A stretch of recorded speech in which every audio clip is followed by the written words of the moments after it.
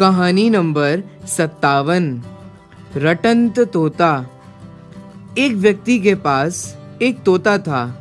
चूंकि उस व्यक्ति को तोते पर बड़ा स्नेह था, इसलिए वह उसके जीवन की सुरक्षा के लिए चिंतित रहता था। एक दिन उसे कुछ विचार आया। उसने तोते को ये वाक्य बार बार बोलकर रटा दिया। शिकारी जंगल में आता है, जाल फैलाता है, दाने का लोभ दिखाता है, जाल में नहीं फंसना चाहिए।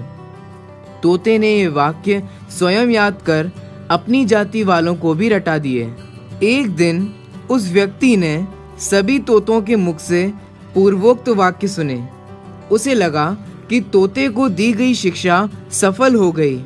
अब शिकारी उनको बांध नहीं पाएंगे। पर दूसरे ही दिन उसने देखा सभी तोते जाल में कैद हैं और जोर जोर से धर्म के मंत्र सरीखा सिखाया पाठ पढ़ रहे हैं। शिकारी जंगल में आता है, उसके फंदे से बचना चाहिए, आदि आदि। इस पर उस व्यक्ति ने सिर पीट लिया और समझा कि उसकी सारी शिक्षा बेकार ही गई। अब अपनी बात पर आते हैं।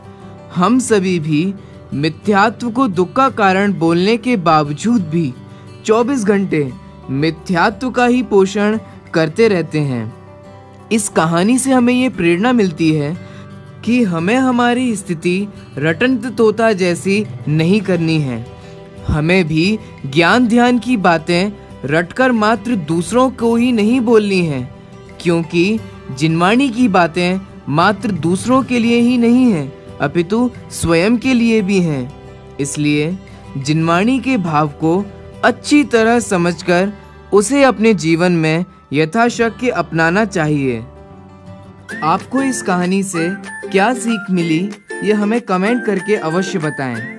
अगर आपको ये कहानी अच्छी लगी हो तो इसे लाइक करें और इसे अन्य लोगों के साथ और परिवारजनों के साथ शेयर अवश्य करें। आपसे निवेदन है कि आप इन कहानियों को अपने नगर में चलने वाली पाठशाला में भी अवश्य दिखाएं। आपका ये छोटा सा प्रोत्साहन ही हमें आपके लिए और कहानी बनाने के लिए प्रेरित करता है।